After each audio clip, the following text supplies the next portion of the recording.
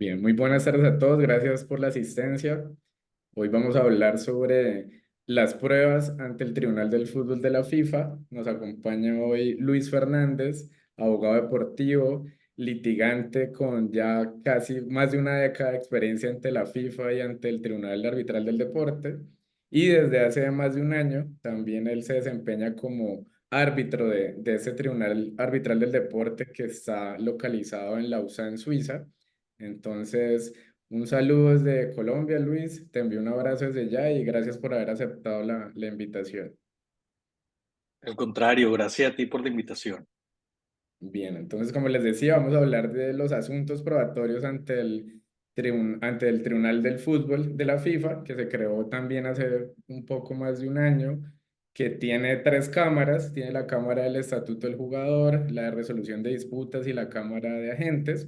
Hoy nos vamos a enfocar un poco en la Cámara del Estatuto del Jugador, que curiosamente resuelve conflictos de entrenadores, y la Cámara de Resolución de Disputas, que tiene la competencia para resolver conflictos de jugadores. Entonces vamos a estar aquí conversando de manera muy informal, muy tranquila. Si tienen alguna pregunta nos las van indicando por el chat y al final, creería que en media hora, 40 minutos, empezaremos a responder las dudas que vayan surgiendo. Y pues la idea es que tengan una panorámica un poco más clara de lo que se hace en materia probatoria en el Tribunal del Fútbol de la FIFA. Y bueno, desde ya empezamos a disertar sobre el asunto. Estos procesos ante la FIFA se inician con una demanda muy sencilla, con unos hechos, unas pretensiones claras y las pruebas que el demandante tiene en su poder. Y algo importante es que estas pruebas deben estar redactadas en inglés, español o francés. Es muy importante que se cumpla ese requisito. Y ya dentro del procedimiento, pues hay una demanda y una respuesta, que normalmente son 20 días para responder dependiendo de la complejidad del caso. Y algo importante que está en el reglamento de procedimiento del Tribunal del Fútbol es que hay contrademanda o demanda reconvención, como se llama aquí en Colombia, algo que no está en el TAS. Entonces es una diferencia grande y una herramienta procesal muy utilizada, sobre todo por los clubes, para entrar a demandar alguna indemnización frente al jugador o frente al entrenador. Y el mismo reglamento regula unas figuras probatorias como la admisibilidad de pruebas y se refiere a que hay libertad probatoria, y también regula la prueba de oficio. El juez único o el panel de la FIFA puede incorporar cualquier prueba de oficio, aunque lo usual es que incorporen la información del TMS, casi que en todos los casos. También regula la carga de la prueba, se aplica el onus probandi normal, digamos, quien alega un hecho asume el deber de demostrarlo, y regula de manera muy concreta y también muy corta la valoración de las pruebas y dice que hay total potestad, libertad para valorar las pruebas. Entonces, vamos a ver más adelante en unos minutos que en las decisiones se hace una valoración muy buena de las pruebas y aprovechando esa libertad que tiene el juez único o panel. Entonces, eso es como el marco general de este régimen probatorio. No sé si quieres agregar algo allí, Luis. No, simplemente responderle a Fren que no tiene que ser por intérprete público. Nos pregunte Fren si cuando dices inglés, francés o español, si tienen que estar traducidas las pruebas por intérprete público. No solo que no, y que está permitido todo el tipo de traducción de inteligencia artificial, no oficial ni nada, sino que además es muy normal encontrarte con personas cuyo idioma nativo no es ninguno de estos tres. Entonces, como no es ninguno de estos tres, te hablan mal esto como segundo idioma, ¿no? O sea, es normal que las personas cuando escriban o cuando traduzcan, lo traduzcan mal. Eso es normal. Bien, interesante. Perdón, y disculpa, y entonces ahí entra un poco en contención las partes, porque si entonces el juez, y eso me pasó en uno de los casos, donde era, el caso había sido todo en español, pero las personas que estaban tomando decisiones en FIFA hablaban inglés, entonces lo tradujeron al inglés y en la traducción había una pregunta sobre si era una transferencia o varias transferencias. Y entonces ellos decían, en la traducción se tradujo a transfer, o sea, o sea, y no one transfer. Entonces, eso que si a lo mejor lo hubiese sido traducido por un intérprete público, a lo mejor no genera tanta contención, fue todo el objeto de litigio en el TAS. O sea, 20 y pico de páginas, doctor en lingüística, me llegó un doctor en lingüística para probar que A era igual que one y entonces toda una cantidad de cosas, pero entonces se vuelve objeto de contención el tema de la traducción. Disculpa, Daniel, que me salí del libreto, pero me pareció interesante.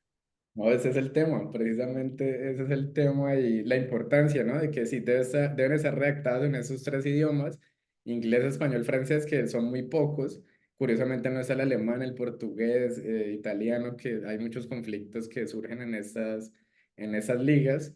Y bueno, la traducción pues es libre, puede ser incluso del autor, pero lo importante es que el juez único o el panel de la FIFA tenga claridad sobre la redacción de estos documentos. Ya entrando, bueno, les decía que en el reglamento está la admisibilidad, las pruebas de oficio, la carga de la prueba y la valoración. En la jurisprudencia o en las decisiones del Tribunal del Fútbol hay un elemento adicional que es el estándar de prueba. Entonces, se han mencionado los cuatro que están en el reglamento, pero adicionalmente, en algunas decisiones, muy pocas, por cierto, se menciona el estándar de prueba, que pues es el grado de convicción el grado de certeza que tiene o el cual se le debe convencer al juez único para que dicte la decisión en sentido favorable o en contra de determinada parte.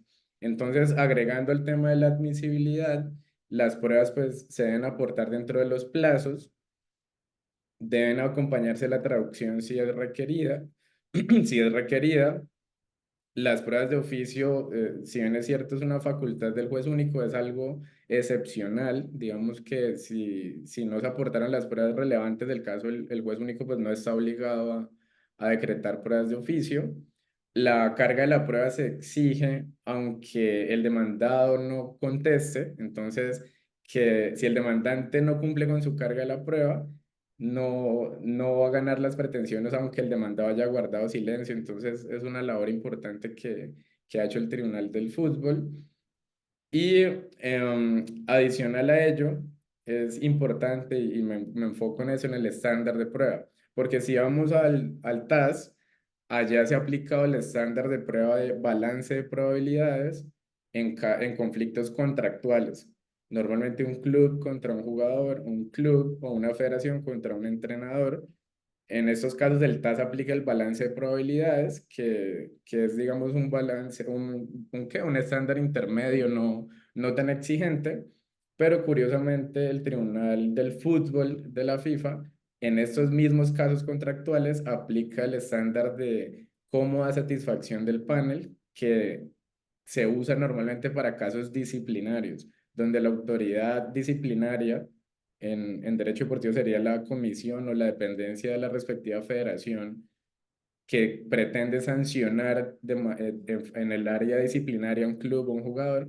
A esta autoridad disciplinaria se le exige este estándar de satisfacción cómoda o grado de satisfacción, pero solo para casos disciplinarios por regla general, mientras que en el Tribunal del Fútbol para casos contractuales se está exigiendo este estándar, lo cual es algo para resaltar. Entonces, cuéntanos, Luis, ¿qué has visto respecto a ese tema del estándar de prueba, por ejemplo? Mire, pero es que yo creo que también es lógico. A lo mejor le cambiamos el nombre, pero si tú tienes una demanda civil por un cobro de dinero, pues, y te presentan un recibo en una servilleta, tú podrás decir, mira, a lo mejor dentro del balance de probabilidades, pues es probable a lo mejor que sí te deba, pero eso a mí no me parece. Y yo como juez te puedo decir, mira, en un juez, pues no me siento cómodo con eso. Yo entiendo que nosotros eso lo llamamos la sana crítica dentro de la valoración de las pruebas. No es que sea una prueba tarifada, Yo no necesito para un cobro de dinero tener una formalidad específica, como a lo mejor sí se puede hacer para un cobro, una letra de cambio, pero, oye, yo quiero unos requisitos mínimos para un tema contractual. Si tú le debes al otro, por lo menos tráeme algo firmado, ¿no?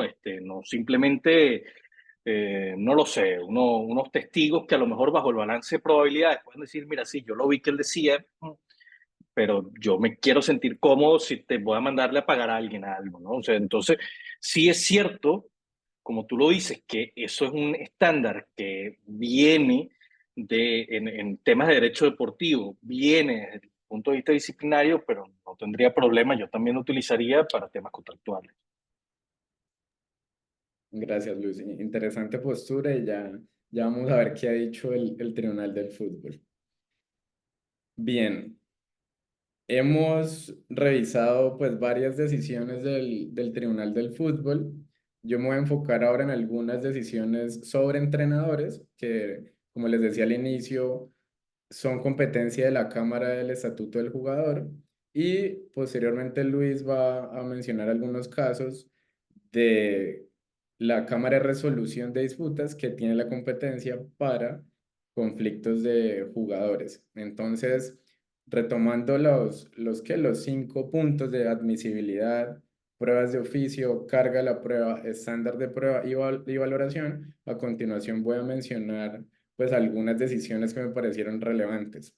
Respecto de la admisibilidad, hay un caso de la Cámara del Estatuto del Jugador donde el club demandado estaba allí en el portal jurídico de la FIFA intentando adjuntar la contestación con sus pruebas. Le faltaban unas horas para que se venciera el término.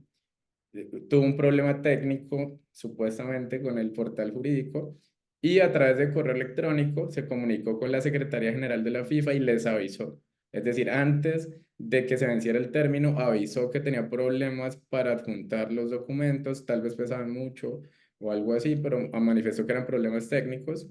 Y al siguiente día se adjuntó la contestación de manera extemporánea con las pruebas. En este caso, la Cámara del Estatuto del Jugador aceptó la contestación y las pruebas porque antes de que se venciera el plazo avisó o manifestó estas fallas técnicas. Entonces, ese fue un caso del año pasado donde se incorporaron pruebas extemporáneas, lo cual también es algo inusual en estas instancias. Hubo otro caso donde el club en realidad sí había pagado unos dineros, unos salarios al entrenador, pero estaban redactados en polaco o en checo.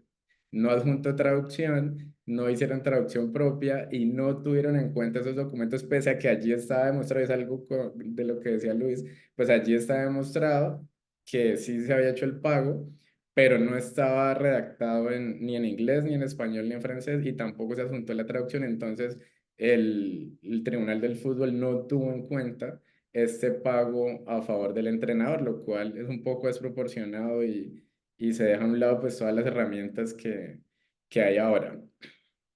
Respecto de la carga de la prueba, prácticamente de 100 decisiones que revisé, encontré 48 sobre temas probatorios desde enero del año pasado hasta junio de 2024 y en 40, en la mayoría de las decisiones hablaban de la carga de la prueba, que al demandante siempre se le va a valorar, siempre se va a revisar si el demandante cumplió con esa carga, independientemente si el demandado no se opuso o incluso si el demandado guardó silencio. Hay muchos clubes que guardan silencio o simplemente no se oponen a lo fáctico, sino que empiezan a justificar la falta de pago.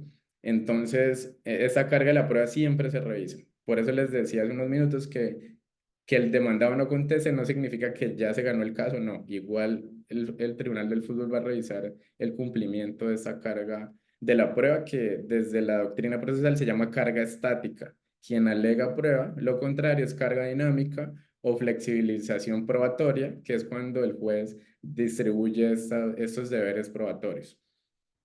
Otro caso importante es que algo muy común en conflictos de entrenadores es que el club alega problemas financieros. Entonces, en su respuesta dicen, no, es que tenemos problemas financieros En estos casos, el juez único de la FIFA incorpora la información del TMS y la coteja con el alegato de problemas financieros, y sin el TMS de ese año o del semestre anterior, de la temporada anterior, las negociaciones son iguales, misma cantidad de negociaciones, más o menos los mismos montos, pues se desestima ese alegato porque en realidad problemas financieros no tiene, porque sigue haciendo la actividad contractual de la misma manera y con los mismos valores. Entonces, si son abogados de un club, sean coherentes.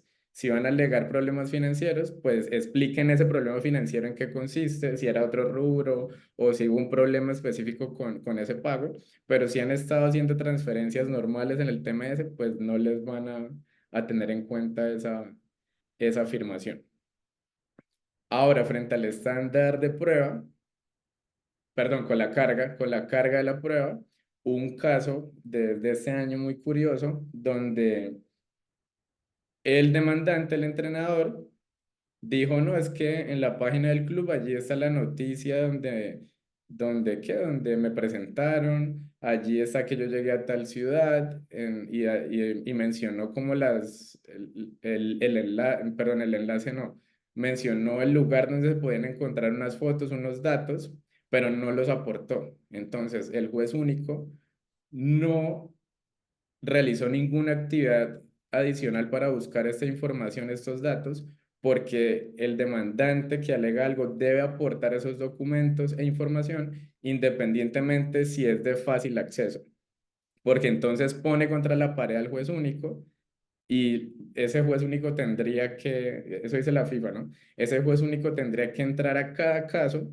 a determinar si es fácil acceder a este documento o a esa información pública o si es más difícil, y eso vulneraría el trato igualitario, y llegó a la conclusión que no, el juez único no iba a buscar esa información y que el demandante, a pesar de que la información estuviera pública en la web o en alguna base de datos, tiene que aportarla, porque ya entonces le traslada la carga esa al juez de determinar en cada caso concreto cuál información se consigue fácil y cuál no. Me pareció un caso muy, muy curioso y pues confirma que se debe cumplir con la carga de la prueba. Respecto al estándar, en todos los casos de entrenadores se menciona el grado de cómoda satisfacción del panel, que como les decía, es como el intermedio, pero es un poco alto. Está el balance de probabilidades, el de cómoda satisfacción del panel y el de más allá de toda duda razonable, que se usa en materia criminal o penal. La Cámara del Estatuto del Jugador para conflictos de entrenadores aplica el de cómoda satisfacción, pero no explica por qué. No dice nada. Y para mí materialmente es un balance de probabilidades, porque si uno revisa las decisiones del TAS sobre cómoda satisfacción, siempre explica que en esos casos el grado de certeza debe ser mayor porque se va a imponer una sanción grave al demandado. Entonces, materialmente para mí aplican balance, pero solo menciona grado de satisfacción sin argumentos. Me pareció una falla de la FIFA que no argumente el porqué de ese estándar de prueba. Frente a la valoración, las decisiones del Tribunal del Fútbol son consistentes y hacen una valoración en conjunto de todas las pruebas, lo cual es muy garantista. Pero ya De volví. acuerdo, listo. ¿Ya? ¿Se cortó? Así es.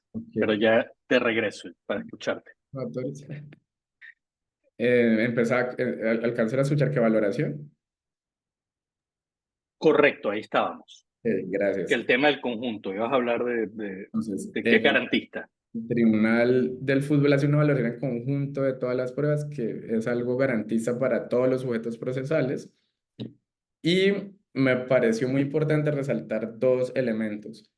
Le presta mayor atención a la prueba documental que a los testimonios. Hubo 3 o 4 decisiones donde los testigos eran actuales trabajadores del club y no les dio credibilidad. Y hubo otro caso donde frente a los testigos solo se allegó el nombre, pero no se explicó el cargo, ni qué hacían, ni por qué habían conocido los hechos, entonces tampoco se les dio credibilidad a los testigos. Y en la mayoría de casos le dieron mayor credibilidad a los documentos, porque pues en estas relaciones contractuales normalmente todo queda o en un contrato, o en un correo electrónico, o en una conversación de WhatsApp, que esas también, digamos, los pantallazos de WhatsApp también se tienen en cuenta sin problema. Pero es importante resaltar que no se le da credibilidad a los testigos por conflictos de intereses con alguna de las partes o simplemente porque no se identificó el objeto de la prueba ni quién era esa persona y por qué conocía esos hechos.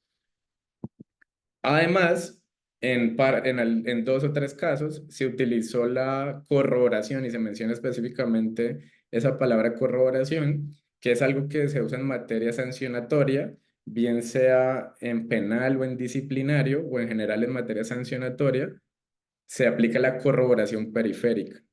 Es decir, un mismo hecho, ejemplo, la terminación del contrato, se demuestra con una carta de terminación con los testigos que estuvieron presentes ¿en qué? En esa reunión donde se acordó la terminación mutua o el acuerdo o se le comunicó la terminación.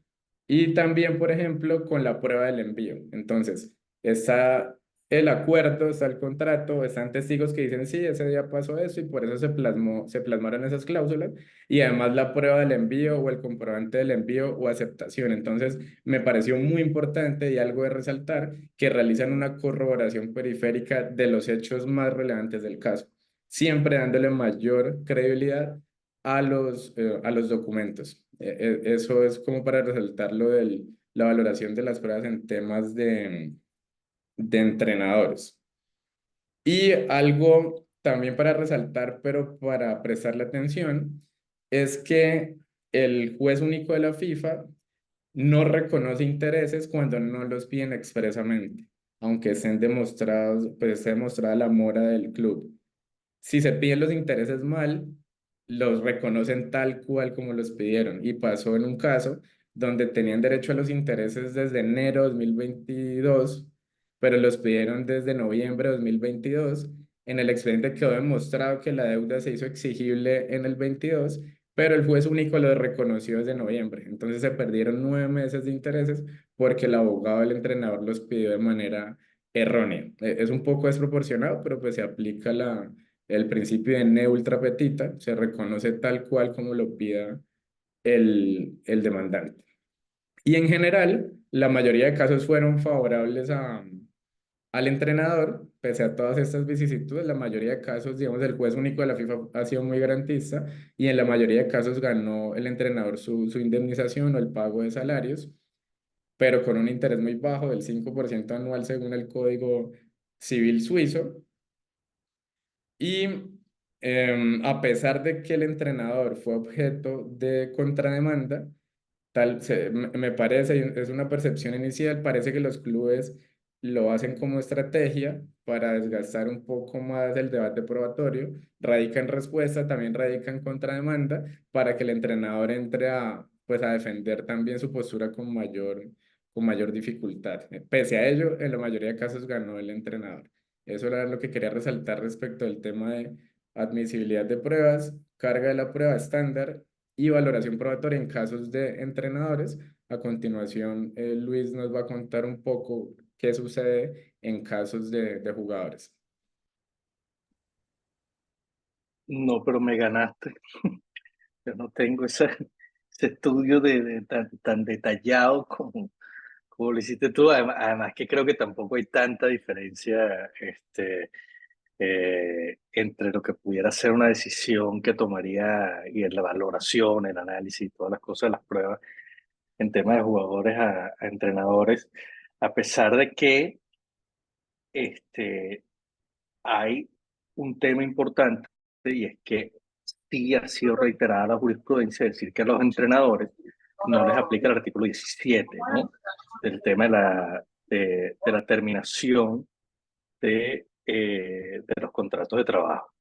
Pero muy interesante con respecto a los problemas financieros que manejas, que mencionas, perdón, comentar que aunque se demuestre, incluso lo que tú decías, o sea, mira, tener mucho cuidado con que lo que esté diciendo no te vayan a traer el TMS ojo, van muy allá, ¿no? Eso pues, habrá sido un panel o un árbitro o una persona de FIFA que fue hasta allá, pero no siempre van a hacer eso. Pero aunque lo demuestres, y eso pasó muchísimo con el COVID, de decir, mira, efectivamente tengo un problema financiero, eso no te libera de la carga, ¿no?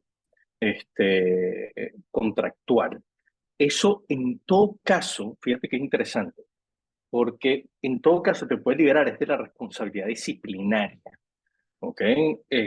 Sí, si en efecto se demuestra, por ejemplo, que estás en un proceso de estos de atraso, reorganización, recuperación, donde tienes un síndico, eh, existe la posibilidad de que FIFA diga, bueno, para ese caso, aunque hay una deuda, yo entiendo que el club no tiene disposición de su patrimonio libremente para pagarla, sino que hay una masa de acreedores y yo decido si le continúo el proceso disciplinario por no pago o no.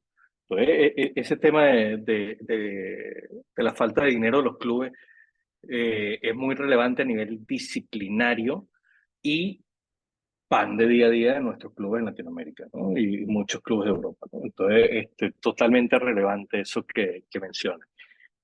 Pero sí hay una gran diferencia en cuanto a los jugadores eh, y los entrenadores, que es el tema de la terminación de los contratos y el cálculo, ¿no? De lo que puede ser esa indemnización, porque metes unos factores diferentes en el tema de los jugadores a los que meterías en el tema de los entrenadores. ¿Y cómo se demuestra eso? ¿Cómo se llega a demostrar, por ejemplo, el tema del valor de mercado de un jugador? Hay una cosa que se ha trabajado mucho y es el concepto de pérdida de oportunidad. Un jugador termina un contrato para irse con un club, para irse para otro club. Entonces yo, club, digo, hey, tú te fuiste para el otro club y yo perdí la oportunidad de hacer una transferencia en ese caso. Y por lo tanto, págame lo que yo hubiese generado en esa transferencia. Eso ha sido un gran problema para demostrar. ¿Cómo demuestro yo cuál era tu valor de mercado, que en efecto iba a haber ese valor de mercado? ¿Cuáles eran los perjuicios que se me causaron? Si tú me tienes que pagar esos perjuicios, ¿cómo lo calculamos? Eso ha tenido una cantidad de jurisprudencia increíble. Y es una de las cosas, por ejemplo, que se menciona en el caso de Arra, mira, que no ha sido necesariamente constante, ha tenido una evolución, eso de la fórmula de calcular las indemnizaciones, pasando, si se quiere, yo creo que un poco volviendo al comienzo, empezando por Webster, donde solamente se pagaban los salarios al final que restaban del contrato, pasando por Matusalén, que fue el gigante, luego ya por De Santis, y entonces hay que demostrar realmente los daños, y luego el tema de la especificidad del deporte y cómo se ha utilizado a favor o en contra, y ya un poco volviendo a la idea de que, mira, solamente a lo mejor tienes que pagar los salarios que restan del contrato, a menos que haya una cláusula que diga lo contrario, que eso también entonces entra FIFA muchas veces a regular esa cláusula, igual que lo hace el TAS, eh, o que en efecto pues se demuestre, mira, había una oferta, yo la perdí, una inducción positiva, toda una cantidad de cosas que hay que ir demostrando en el camino, pero la verdad es que todo este tema probatorio es muy interesante. Al final yo creo, Daniel y los que nos escuchan, que utilizan mucho la lógica también, ¿no? Mira, este, hay pruebas verdaderas que no son verdaderas, que se creen, que no se creen, lo que tú decías de los testigos, de los documentos. FIFA rara vez escucha testigos. Yo nunca he tenido un proceso en FIFA donde escuchen los testigos. Sí, uno entonces sabiendo que no te van a escuchar los testigos, lo que hace es que mete la declaración del testigo, ¿no? Adelante, pero eh, nada, pues me parece muy interesante, Daniel. Sí, la verdad que la prueba testimonial o declaración de terceros, pues en muy pocos casos se da porque también casi no hay audiencias. Son pocos los casos donde hay audiencias para escuchar a los testigos. y la verdad que no sé cómo están practicando, qué les están preguntando, pero no les están dando credibilidad, por lo menos en la Cámara del Estatuto del jugador.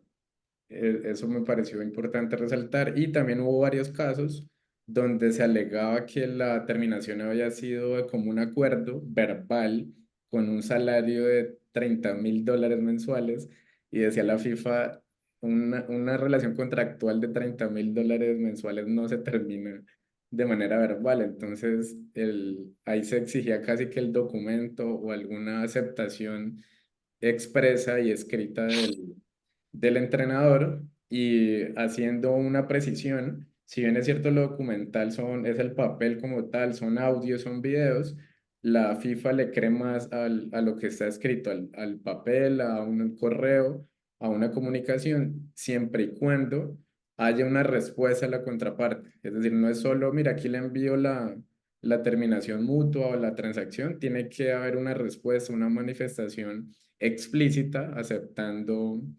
esta terminación mutua cuando se alega en estos casos. Y algo recomendable para las comunicaciones y correos es que se allegue el comprobante de envío. Es decir, no solo la carta, no solo el correo, sino que efectivamente se le envió a la contraparte para que tenga plena credibilidad por parte del juez único. Pero yo creo que eso también son cosas lógicas, ¿no? Y depende también mucho de que el otro refute eso. O sea, si tú metes, mira, esta es la comunicación que yo envié y el otro no refuta ello, nunca recibí eso, pues queda también un poco, bueno, yo entiendo que al no refutarlo, yo entiendo que sí lo aceptaste, que sí lo recibiste, aunque no lo hayas respondido, ¿no? Yo creo que eso eh, también es importante, pero en todo caso hay un principio que también utiliza muchísimo la Cámara de Resolución de Disputas, y es que la terminación del contrato es de última ratio. Yo, bajo ese estándar de que la relación se debe mantener a menos que se demuestre efectivamente lo contrario, pues a mí también me parece lógico de que, ve, con unos testigos no me vas a demostrar que se terminó el contrato, ¿no? Tengo que ir más allá de eso, aunque hay un comportamiento, aunque hay algunas decisiones que han hablado de comportamientos tácitos. Recuerdo una de un entrenador que decían, bueno, que le pusieron a otro entrenador a entrenar. Y entonces, eso entiendo ya que yo es un despido. O sea, si yo voy a entrenar y cuando voy a entrenar hay otro entrenador pues, entrenando por mí, pues me despidieron, aunque no hay una carta de despido, ¿no? Pero sí, por eso es que yo creo que también va mucho a la lógica, a la sana crítica. Sí, es cierto. Y digamos que toda esa valoración se da así en la sana crítica, valoración racional de la prueba, razonamiento probatorio, pero sucede en Colombia, lo he visto también en FIFA, que a veces lo lógico no, o sea, hay lógica para una persona y puede ser lógico en otro sentido, entonces por eso es mejor asegurar y allegar el comprobante de envío, allegar la traducción y cerrar ese debate probatorio lo que uno más pueda para desde el inicio entrar convenciendo al juez. Claro, pero con el tema de la traducción es que la prueba no la valora. O sea, con el tema del comprobante de envío es que yo la valoro y si el otro me la rechaza y dice que nunca recibí, entonces entro si se envió o no.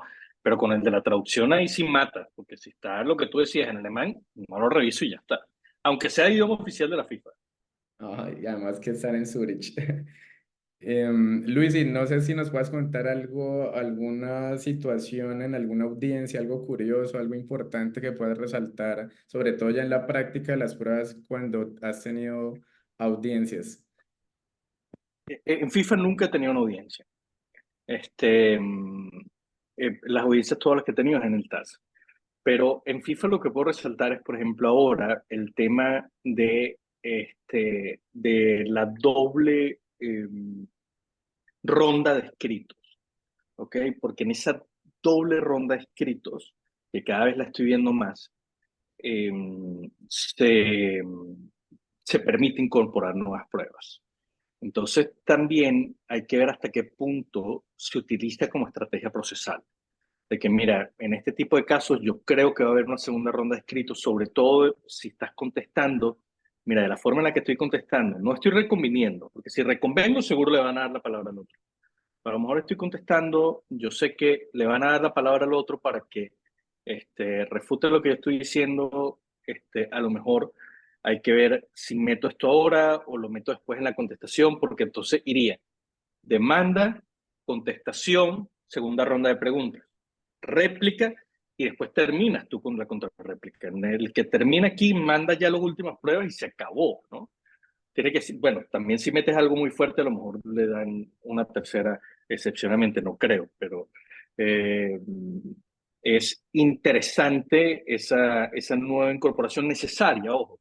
Creo que era necesaria el tema de la incorporación de la segunda ronda de escritos porque muchas veces se decían algunas cosas en la contestación que el demandante tenía que refutar y al no dársele la oportunidad, pues no ocurría. Pero ahí no solo hay una nueva fase de alegatos, sino que hay una nueva fase probatoria. Sí, eso digamos se trajo del TAS, ¿no? Esa posibilidad de la segunda ronda de escritos que es muy importante cuando quedan dudas o cuando hay dificultades probatorias. Y algo a resaltar es que en FIFA hay contrademanda, ¿no? En procedimientos de apelación ante el TAS no hay. Y esa contrademanda se usa bastante, por lo menos en casos de entrenadores, se da bastante y pues así hay mayor cantidad de pruebas. Hay bastante cantidad de pruebas cuando se hace contrademanda. Y respecto de la valoración por parte de los jueces únicos, ¿has notado algo, alguna dificultad o algo para resaltar respecto de la valoración de las pruebas que has tenido en FIFA? Que, que el problema que yo tengo o que he tenido no es tanto de los jueces de FIFA, porque ya tú más o menos ya tú vas oliendo cómo van a ir decidiendo. El gran problema que se tiene es la informalidad del fútbol, que tú de repente tienes una persona enfrente que te está diciendo una cosa a ti como abogado, tienes tu cliente, tú le dices a tu cliente, hermano, yo te entiendo, no solo te entiendo, te creo lo que tú me estás diciendo, pero volvemos nuevamente a lo mismo. A lo mejor ese caso que tú decías de la terminación de los $30,000 era cierto, o sea, habían terminado, verbalmente se había acordado eso. Bueno, o sea, no es suficiente. O sea, tenemos que llevarnos a otros estándares y es difícil. Yo creo que el trabajo real no es tanto de litigio en FIFA, sino previo en los clubes, con los jugadores, con las ligas, con los agentes, con las todo, de realmente preparar esos documentos y prepararse previo para el litigio. Eso pasa en cualquier área, ¿no? O sea, tú tienes un departamento de compliance justamente para eso, para tener documentado todas las cosas para cuando te vengan las inspecciones, las auditorías, las intervenciones, todo esto. Pues bueno, esto al final es un litigio que necesita esos documentos y al final no los tiene. Muchas veces el problema es ese. Mira, la conversación de WhatsApp la tengo, me robaron el teléfono, no tengo la conversación de WhatsApp. ¿Cómo litigio, cómo llego a eso? O sea, ¿cómo demuestro esto? Porque es que en FIFA, a diferencia de en un juzgado nacional, donde puedes a lo mejor tener otro tipo de experticias, por ejemplo, de apoyarte con temas técnicos, autoridades nacionales, temas de exhibición, pedir a la otra parte, aquí la prueba es muy tuya y depende mucho de lo que tú tengas y lo que hayas guardado. Importante comentario, ¿no? Que sería también a la vez una conclusión, como un derecho preventivo también en materia de evidencias, también en materia probatoria. Luis, ¿y qué piensas de las pruebas de oficio? Vi en varios casos de entrenadores que incorporaban la información del TMS de oficio. ¿Cuál ha sido tu experiencia respecto de pruebas de oficio que hayan requerido antes de la decisión o ya en la etapa probatoria en FIFA? Mira, en temas de transferencia lo veo constantemente. O sea, es casi que incluso un dado de que la información viene del TMS y te lo dice, mira, nosotros aquí nos vamos a avanzar incluso más allá de lo que tú nos traigas es en lo que cargaste en el TMS, porque, ajá, tú presentas un contrato de transferencia diferente al que está en el TMS, explicar eso, o sea, primero que automáticamente vienen sanciones, ¿no? En temas laborales de jugadores, de entrenadores, no he hecho ese estudio que tú hiciste tan juicioso, pero lo que yo he visto de jugadores es que no se meten con TMS tanto ni pruebas de oficio. Están bastante cargados de trabajo y se van a lo que demuestren las partes y no, yo no contaría nunca con que lo vayan a hacer pero estaría preparado por si lo van a hacer con esto. A lo mejor eh, tampoco diría que el panel del TAS a lo mejor pudiera ser más activo en eso, pero a lo mejor sí, pero tampoco, porque el panel de TAS no tiene tan a la mano el TMS como lo puede tener el FIFA. Este, pero creo que varía mucho del caso y nunca tendría la expectativa, nunca, nunca, nunca, de que me van a pedir una prueba de oficio o que la van a utilizar. Bien, interesante. Además que si el conflicto normalmente es en un hecho o en dos hechos, tampoco es que haya tanto debate probatorio, sino como la terminación con justa causa o sin justa causa. Es como el tema recurrente en estos conflictos contractuales. Bien, pues muchas gracias de nuevo, Luis. Vimos de manera muy concreta, pero a la vez de manera profunda todo ese tema probatorio. Si bien es cierto, puede parecer lógico, ya cuando uno tiene el caso, tanto demandante como demandado, pues hay que estudiarlo de manera muy precisa para no decir más de lo necesario o decir lo correcto y aportar pues todas las evidencias que defiendan esa teoría del caso. Entonces, ya concluyendo. La prueba documental es la idónea para convencer al juez único de FIFA. Si van a pedir intereses, pídanlos bien, pídanlos desde que se volvió exigible la obligación. Estar pendiente de la contrademanda. Es usual que los clubes presenten contrademanda en casos de entrenadores y ser coherentes con el alegato, porque si el testigo dice algo distinto o si el TMS dice algo distinto, pues no le van a dar credibilidad al alegato, por ejemplo, en el tema de problemas financieros, que es un alegato, una defensa muy común. Entonces, esas serían mis conclusiones. ¿Cuáles serían las tuyas, Luis? Ja, este, no, yo creo que las dijiste todas ya. Fíjate, yo creo que mis conclusiones serían tratar de prevenir, de preparar las pruebas antes sabiendo todo lo que toca decir de las pruebas documentales, pero entender también que no estamos en un tribunal o en un juzgado nacional donde el formalismo de las pruebas es primordial o preponderante. Aquí, al ser tan internacional, cada país tiene muchas formas de presentar las pruebas de manera diferente. Y yo creo que FIFA en ese sentido entiende eso.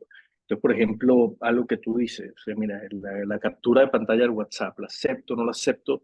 A lo mejor en un tribunal civil o de otra índole o penal te pedirían, no sé, mayor cadena de custodia de los datos, de dónde viene la prueba, de quién es el teléfono, el número, todas las cosas. Aquí el pantallazo, pues te lo acepto. Y en ese sentido también un poquito mi experiencia ha sido que la gente como que tiene cierta lealtad en no desconocer eso, ¿no?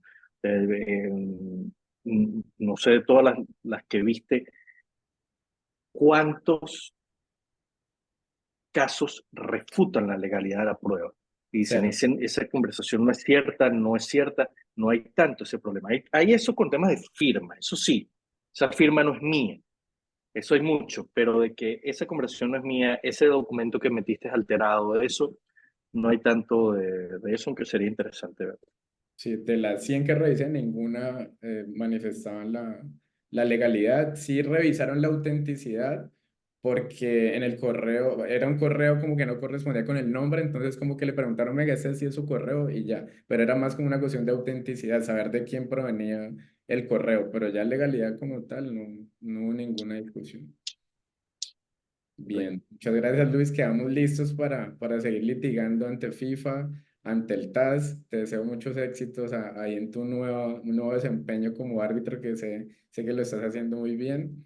Y a todos por la asistencia. Espero hayan quedado pues resueltas las dudas y a continuación, bueno, le doy la palabra a Fren. Hola, buenas tardes, Daniel, Luis. Gracias por este conversatorio tan interesante. Yo quería, bueno, me quedé con algunas duditas. Eh, quería plantearles, por ejemplo, en Venezuela, con el tema que tenemos de el bloqueo financiero, recuerdo que en el caso de Peckerman, la Federación Venezolana de Fútbol alegó que se retrasó en los pagos debido a esta situación de bloqueo financiero, pues, que se le imposibilitaba hacer el pago. Una especie de caso fortuito, y sin embargo, no sé si está dentro de los casos que revisaste, Daniel. eh, el Tribunal de FIFA condenó igual, igual a la federación por el interés, por el retardo en el pago. Quería saber si tuviste oportunidad de revisar la decisión y cuál es tu opinión al respecto.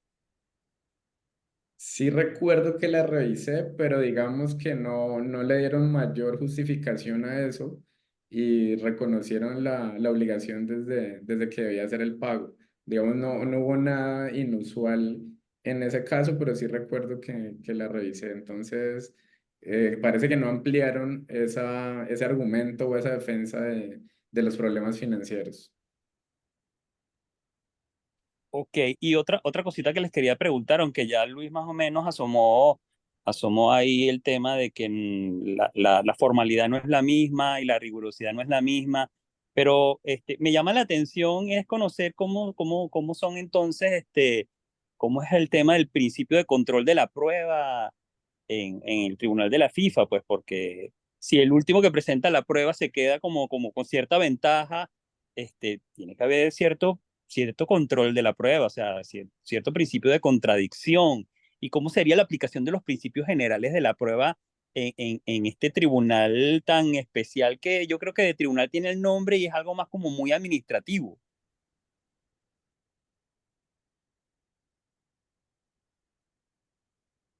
Sí, Daniel, adelante, adelante. No, esa está para ti. Esa está fácil, entonces la respondes tú. Sí, además que no es tribunal, y ellos mismos lo han dicho, no es tribunal porque no tiene poder jurisdiccional. Entonces, sus decisiones, yo no las puedo llevar a un banco, decir, mira, aquí está, gané y eso, Federación Venezolana de Fútbol, me debes a mí, Peckerman, tanta cantidad de dinero, yo voy al banco de la Federación Venezolana de Fútbol con mi decisión de FIFA. No, eso no podemos hacerlo. Eso sí podríamos hacerlo con la decisión del TAS, porque si es un laudo. Y entonces ya por convención de Nueva York voy y lo ejecuto. Pero la de FIFA no, la de FIFA solamente tiene efectos a nivel interno con las sanciones deportivas a nivel interno. Una decisión que se toma entre una asociación con efectos para sus asociados. Entonces, en ese sentido, no es tribunal. Y como no es tribunal, el estándar de eh, revisión del control de la prueba y todas estas cosas, en principio debería ser más bajo, porque es entre nosotros mismos, no debe ser tan alto como el que tiene que cumplir un tribunal. Sin embargo, en el caso Pechstein, una de las cosas que dijo la Corte Europea es, mira, hagamos una cosa. Yo entiendo que tú a nivel deportivo necesitas tener tu jurisdicción deportiva y avalo que tú por estatutos metas una cláusula de arbitraje para ir al TAS. Pero ten en cuenta que eso es un arbitraje casi que obligatorio. Porque si tú quieres practicar deporte, tienes que aceptar eso. Porque una de las cosas que le decían al pitchen era, bueno, nadie te obliga a ti a ir al TAS. Porque si tú no quieres ir al TAS, pues no compitas, no participes en los Juegos Olímpicos. Y entonces la Corte Europea le dice, no, eso no es una opción. Ya una patinadora hace su trabajo y la estás mandando a ir allá. Entonces, si tú la estás mandando a ir allá, tu estándar tiene que subir un poco más. Tu estándar debería ser bajito porque es una asociación, pero como todo el mundo tiene que ir a esto, pues tienes que elevar un poco tu estándar. En el tema del control de la prueba, es cierto que pudiera darse este caso que yo dije, donde a lo mejor el último mete unas pruebas y se queda como que el rey de último, no hubo control de la prueba, pero no, es un caso raro, incluso hasta probablemente le den a la otra parte algún tipo de réplica, porque lo normal es que haya control de la prueba. Ahora, ¿cuál es la diferencia? Que era lo que explicaba Daniel. No siempre el árbitro, el juez, bueno, que no son árbitros en la FIFA, le llaman juez, pero la persona que toma la decisión se va a meter de lleno a hacer el control de la prueba. Si tú diste un documento y el otro no pataleó, yo lo entiendo como válido. Entonces aquí hay mucho jus pataleandi, Efraín, mucho jus pataleandi. Quisiera agregar algo allí, No sé si respondo. una Sí, pregunta adelante. muy compleja y una respuesta perfecta. Quisiera agregar que el TAS es muy garantista en tema del debido proceso, derecho a la defensa, derecho a la prueba, porque se aplica la Convención Europea de Derechos Humanos por casos como el de Mutu, como el de Pechstein, como el de Semella, se aplica la Convención Europea de Derechos Humanos. Entonces viene como en un efecto cascada. El reglamento de procedimiento es del año pasado y la FIFA se ha vuelto bastante garantista, sobre todo en este tema del derecho al debido proceso. Pero en temas probatorios, y es una de las conclusiones a las que llegué, es que faltan directrices o estándares respecto de la contradicción y la práctica de la prueba, porque no está regulado y pues simplemente se presume la fe en un 110%, pero sí, yo creo que va a ser el siguiente paso, porque se está aplicando la Convención Europea de Derechos Humanos. Desde mi perspectiva, se ha vuelto el TAS un poco más garantista con el paso de los años. Ha tenido cuidado, sí, por todos estos casos que tú estás diciendo, pero no se aplica la convención, porque Suiza no es parte de Europa. Entonces, no se aplica la convención. Y el Tribunal Federal suizo, y por eso es que viene el caso de Mella, le dice, el tema de la violación a la Convención Europea de Derechos Humanos no es una causal de anulación de los laudos. Entonces, claro, es lo que tú dices, eso es lo que viene. Y hay que tener cuidado y yo creo que se aplica a lo mejor sin decir que se aplique, porque es que si no, o sea, tampoco quieres que te pase el filtro del Tribunal Federal Suizo, pero no te pase el filtro de Bruselas, ¿no? Pero en principio no se aplica, no hay aplicación directa. Interesante. Sí, hay una tesis de el doctor Alessio Gruta de la Universidad de Neuchâtel. La tesis de maestría es solo sobre eso, artículo 6 de la Convención Europea en el TAS. Entonces, como que vamos para allá. Es bien interesante. Eso, vamos para allá. Estoy terminando de leerla porque la posición de él es que sí se aplique el artículo 6 de la Convención Europea de Derechos Humanos. Entonces, es un tema que ojalá nos tenga aquí discutiendo en un par de meses o años. Y bueno, muchas gracias, Efraín, por la pregunta. A todos los asistentes, eso quedará grabado, podremos consultarlo posteriormente. Y pues bueno, espero verte muy pronto, Luis. Un abrazo, gracias por la invitación y bueno, de nuevo aprendí bastante. Muchas gracias. Claro que sí, gracias a todos. Muchos saludos. Hasta luego. Chao. Chao, gracias. Hasta luego.